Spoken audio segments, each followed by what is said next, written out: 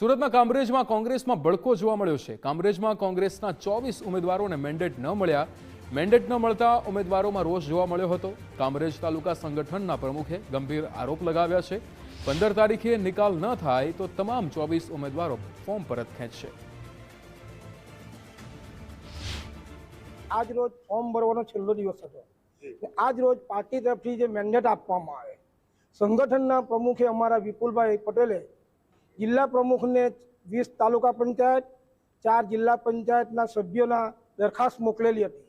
જે વખતે વિપુલભાઈને મેન્ડેટ લેવા બોલાવવામાં આવ્યા માનવી, તો વિપુલભાઈને એમ કહેવામાં આવ્યું કે 20 મેન્ડેટ લઈ જાઓ, બાકીના 4 મેન્ડેટને પહોંચાડી દીધા છે।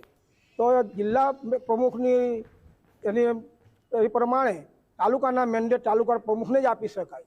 ને જે વિપુલભાઈએ 24 નામ આપેલા એ નામમાં જો ફેરફાર હશે તો અમારા જે નામના પણ મેન્ડેટ આનંદભાઈ આપેલા હશે તો અમારા ઉમેદવારમાં અસંતોષ છે।